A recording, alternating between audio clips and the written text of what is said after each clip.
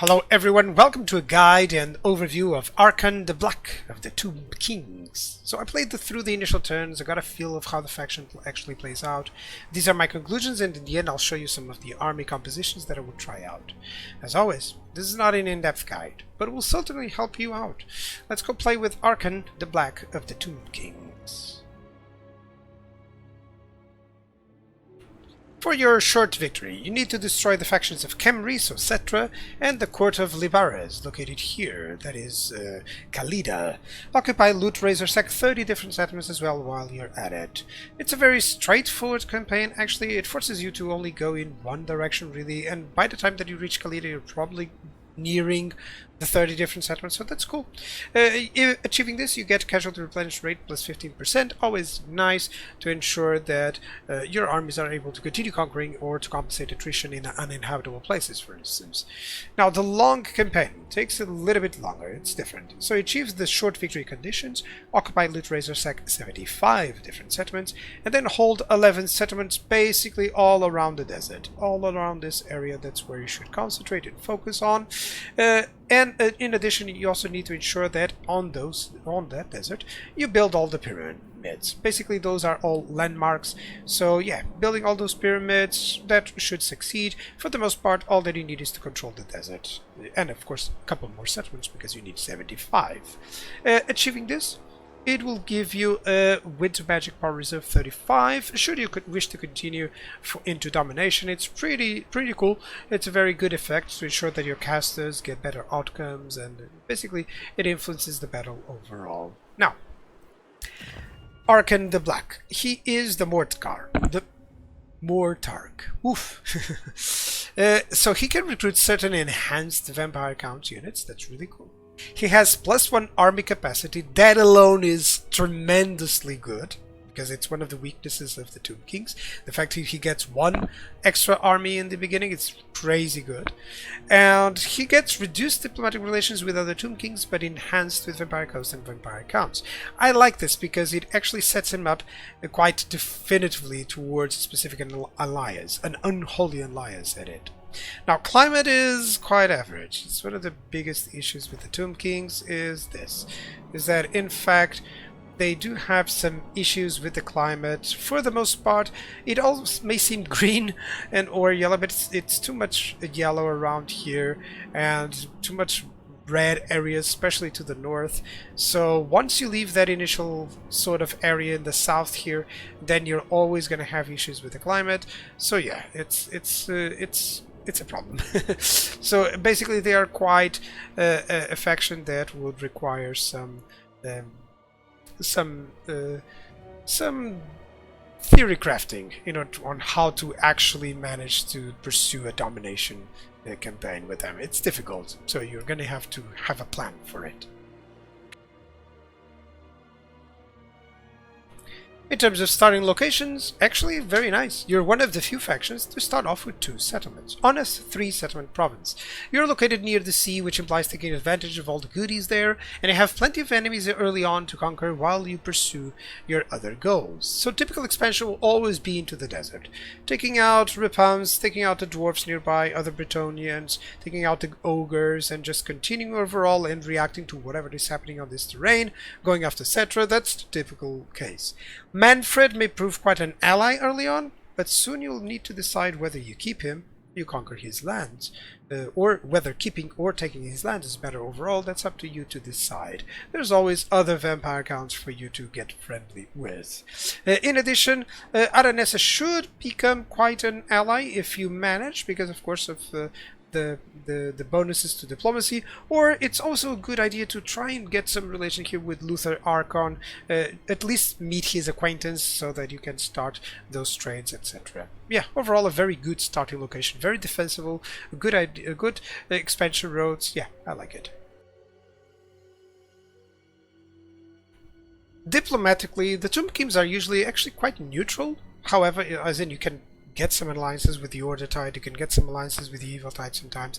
However, Arkhan is quite different, since he will mostly be allied with vampire counts and coast because of his buffs, so his evil side is being chosen for him. Therefore, count on having Tomb Kings as your main enemy, and the Order Tide will soon follow. Outposts should therefore seek out some flying units, for instance, that you lack for the most part, and some heavier cavalry. From the Vampire Coast, anything with range is quite good for your armies, although you may also wish some flyers, for instance, which is always good. So those are the options that I would always try to take, you know, different variations, so that you can have quite a varied playstyle. As for mechanics, you do not have any upkeep for your units or for your armies, really, no upkeep whatsoever. Late game you can just support as much as you can muster. Instead what you do have is limits actually to the unit capacity. So some buildings that you have, most of the time the buildings that you have, research, traits, and skills may also provide you with some unit capacity. Now, hero capacity used to be a problem. It has now been solved because you have these 3 new ones. So you can increase the hero capacity for all of them. It does cost a little bit, but of course it's much better than before where you couldn't. You had a limited amount of heroes, now you do not have. And also you can raise new armies here, which is always excellent. Now, speaking of this, you do have an unique currency, the canopic jars, and you can use this alongside with gold and access to specific resources here to craft weapons, armor, enchanted items, talismans, or arcane items, and also to recruit these legions of legend, basically much better improved versions of some of the units that you have, which is always nice. It's always nice to have, you know, some alternatives to the units that you have, of course. Now, you do have rights as well. Rights you have 4, of course, as always. Let's start with the first one. It gives you access, the Great Incantation of Tahoth gives you access to the Casket of Souls. It's a unique artillery unit that is quite crazy good. Not unique, sorry, you can recruit more than that, more than just one. What I mean unique is very, very different than others, you know. Okay, so it's really cool. You can recruit as many as you can, of course, provided that you wait for that cooldown and you hit that cooldown all the time. Just recruit as many as you can. They're really good. Now, you also get Lord Recruit rank +3 and Recruit rank +2, so whenever you're about to recruit something, you know, a Lord, that's also the time to pop up this one. Then you also have the Great Incantation of Petra, a unique necrotect hero that can colonize runes at level 3. This is great because it's like having an instant growth mechanic, which is really cool. So by all means, if you have the means for it, just recruit this necrotect hero to get some advanced runes. You can also do the trick of, you know, abandoning a settlement at level 1 and then just using the hero to get it to level 3. That's also a nice, neat trick that you can do. Now, you also have the Great Incantation of Khazar. All regions belonging to you will be hit by sandstorm, so it causes attrition to foreign armies. This is really well. The Tomb Kings are really well poised to be a very defensive faction, so it's very difficult. You're going to see with a trade, with some other stuff, including this right and the province edicts. They have tremendous good control of you know, enemy armies coming over their lands, so it's really cool. So you get immunity to sandstorm attrition, ambush success chance, and an army ability, the Sand Veil, to put unspottable and stalk to an ally unit. This is really cool. And then we have a very basic one. Canopic jars generated 1 per turn, more growth, less construction time, not cost, time, which is always excellent. So this one is the one that should be active at all times, especially with that army ability, the Tomb Swarm, that does direct damage, which is always nice. So yeah, this one, you should have it active at all times whenever possible. Now, in terms of the other mechanics, we have the Books of Nagash. You already have one of them, which is the 9th book, that allows you to recruit certain enhanced vampire count units. So basically, he already has one. That's about it. And then we have others that have different aspects, different specific ones. So you can, most of them are about either conquering a place or getting rid of a specific army, you know, defeating a specific army, which is all nice. You know, you should consider these ones, you know, when you're close to them. Just consider, okay, maybe I want to occupy Karakate Peaks. Maybe I want to go for this to get more trade tariffs income. Okay, maybe I want this one to unlock the Lich Priest of Shadows. You know, so I'll just send out an army there to defeat that Lord's army. You know, and that'll be the cool idea. So Books of Nagash, it's kind of sad that there's only, you know, 8 of them really, and they're so spread out. But it's still, you know, reasonable mechanic. I think it's like an average mechanic overall. And in addition, basically you also have how the research works, the dynasties overall. So you first have to research the first one to unlock, you know, everything. So you have to research this to unlock this and this and this. This is always a specific Tomb King that has a different playstyle. It used to tell you which one was, you know, the specific one. Now it doesn't. I hope they change this. But for the most part, all of them, all of these up to the 6th dynasty, all of these specific Tomb Kings, they fit out in a different playstyle, which is always excellent. So the Tomb Kings definitely play out in a very varied way, which is always a cool idea.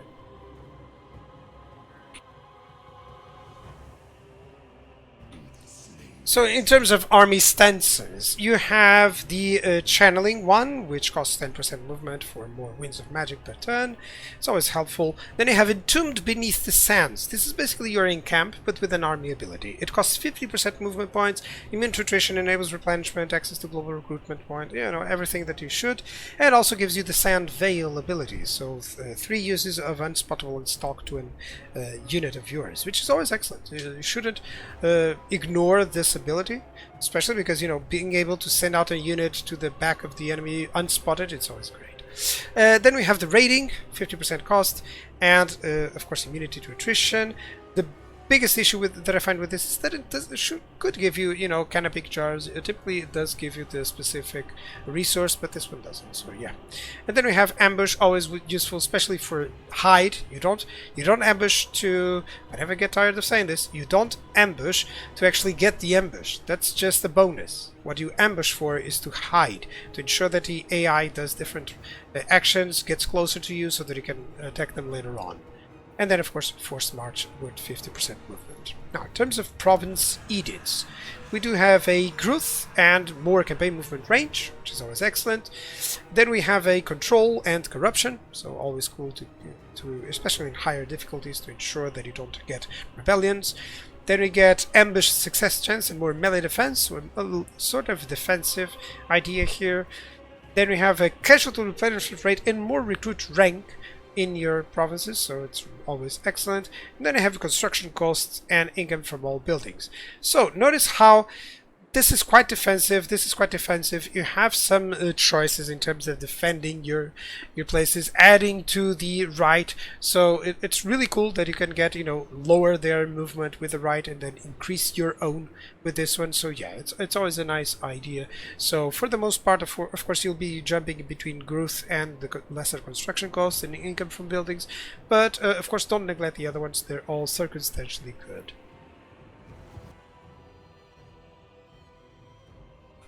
So in terms of buildings, Arkhan does have a specific one that he can build everywhere, the Ancient Burial Mound, giving unit capacity for Hex Wraiths, Crit Ghouls, Direwolves, and Felbats, just to give you a little bit more options in terms of the units that you can build up with the Tomb Kings. Note that, similar to the green schemes, you actually get +1 recruitment capacity with each settlement. So of course, the more settlements that you have in a province, the better it works as a recruitment location. As for military, you have 10 specific buildings, 11 with the one from Arkhan. So these are all intended to force you to build more to support extra forces, because all of them, all that they do is increase the unit capacity for those specific, and of course allows you the recruitment of those units. Now at tier 3, however, you already have quite decent units. You have chariots, you have the Screaming Skull catapults, you have your best infantry units, you have good cavalry units including Necropolis Knights, good monstrous infantry that has a ranged attack. Monstrous infantry has a better ranged attack, so for the most part you're really great with just tier 3 units. And then it's the tier 5 where you get the single entities such as the Hydra Titan, the Necrosphinx, and the Cambrian War Sphinx, which consolidate the build basically. So but for the most part, don't count the tier 3 units away because they're really useful, they're really good. In terms of infrastructure, what we have is more unit capacity here for carrion, control, and less corruption, so if you're having any issues you can build this up. Then you have a growth, casual replenishment rate, and less corruption, so good. 2 buildings to control the corruption, which is excellent. Then we have more campaign movement range and income generated. Remember that you also have an edict that increases the movement range, so it's excellent. Actually, you, like I stated, the Tomb Kings actually have quite decent ways of defending, especially in terms of movement. It's always great. And then I have a jack of all trades, like I like to say, a royal burial chamber that gives you canopy charge, more control in adjacent provinces, so all that you need is one of these. Then Lord Recruit rank faction wide, hero recruit rank, less corruption in adjacent provinces, gives you a tomb prince in garrison. Yeah, it's quite useful. Of course, you may want to have reserve a slot for different buildings, but it's fine. Now, research. Let's talk a little bit about it. So it's a dynasty system. You have 6 dynasties. Each of one of them you have to unlock and gives you +1 army capacity, which you require because otherwise you cannot field more armies. But then it lowers your research rate. So this common tactic is to research all until the very last turn and then only switch before you actually require it, so that you can, have that research rate upwards until you actually require that new army. Okay, now each one gives you a unique tech here, and it also gives you a unique lord, which is really cool. They are typically good for specific reasons, but they don't give you actually the specific ones now. I hope they fix this. But overall, what you get is also more hero capacity for heroes, and then you have some specific upgrades for specific units. So you should count on this, like maybe I want to go for a typical build with some Tomb Scorpions and some Sepulchral Stalkers, then maybe I'll research this first. Or maybe I want some improvements to Tomb Guards and Higher Titans, then maybe I'll go for this one first. And then I'll get that Tomb King eventually. So it's all really up to you. Just study it a little bit. And then we have also the Heralds. Heralds gain you different abilities for specific units, which also adds to the variability. So when you see me giving you specific armies in just a few moments, always remember these, because of course it can influence the decision making of what you're building and give your units just tremendous stats, and of course facilitate more variety in the armies. As for your lords, we have the legendary lord or lord specific skills. Then we have the yellow line or the melee line or the caster line as well. So Arkhan does have tons of skill possibilities, which makes him very difficult to decide which ones you wish. Okay, so the typical idea is to not use all the spells, not go for everything for the melee line, just get everything that he gains to his armies and then go for it. So, in addition, you do have, of course, the red line or the army line, and then you have the blue line or campaign. Let's start with the blue line, actually. It has replenish on the first line, and then it actually has also some kind of big jars. For the most part, I honestly wouldn't pass on this. I'll just do this, casual replenish rate, and ignore the other ones because it doesn't have really too much, nothing really too interesting. So yeah, I'll just focus on that and then move forward. 4 skill points already decided, done, finished. Then we have the red line skills. They're decent, relatively inexpensive, which helps. So you do have early game units and higher tier units on the same one, which is really cool. So yeah, I'll show you some good combinations later on. But yeah, it's a very good combination here. There's some very good combinations here, so it allows you to have more variety, which is always what I like. In terms of heroes, Lich Priests actually provide the replenishment, and Necrotects are the ones who heal the constructs, which is excellent. Let me just show you here. I don't have the ability to show you because I cannot recruit them still, but yeah, you should bring some Necrotects when you want actually to heal construct units, and you should have the Lich Priests, of course, for their spells, but also for replenishment. So here we have the red line skill tree for the Tomb Kings. Rather short roster, but they have some good units and some cheap combos within these skills. Both low tier units and higher tier units are on the same skill line, so this helps ensure you can benefit from these skills early on, then benefit for them to the elite units. So Arkhan, let's speak about him. He has the unique factor of encouraging you to use some vampire counts units, and particularly also the Casket of Souls. So of course some unit compositions using a variety of infantry, the hex rates of course, and then some bow units. Of course we want something ranged. I also have a necrotech unit there to help out against for those constructs, and then the Casket of Souls to work out as artillery. This seems to be a good army to use. Of course you can just go with some crypt ghouls for the front line to issue that poison damage, of course, and then just some casket souls here, some more anti-large ideas. So this is a very good army to use against anything that is large focused, such as ogres, for instance. And then we have a sort of different composition here, just to have a little bit more mobility. Instead of going for the Casket of Souls here, going for the Hera Titans, the Hex Wraiths, and a little bit more into Crypt Ghouls, just to keep it very thematic, let's say.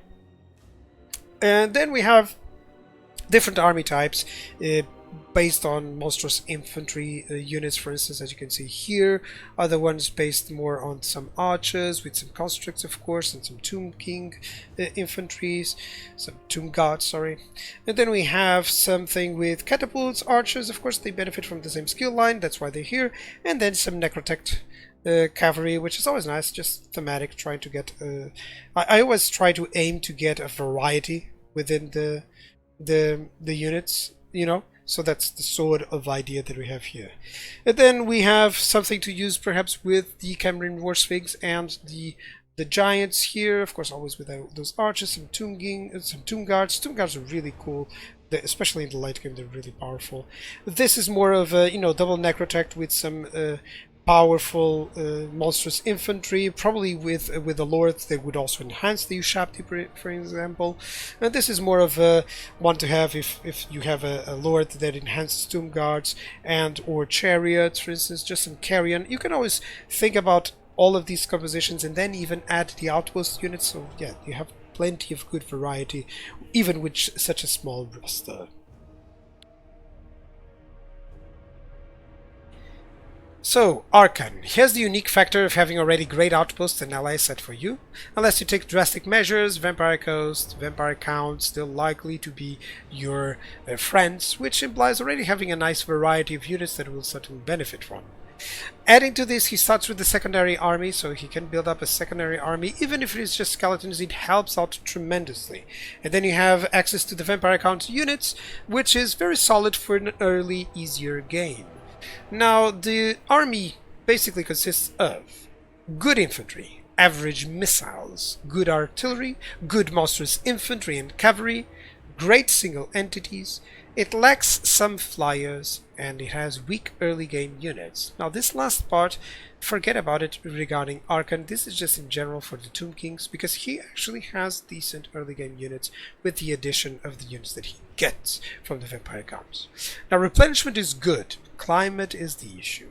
Arkhan suffers the same fate as Cetra, having to stay in the desert for the most part to be effective, which is kind of an issue. If you wished to go further to domination, it's always an issue. So, still, I believe now it is time for you to play with Arkhan the Black of the Tomb Kings.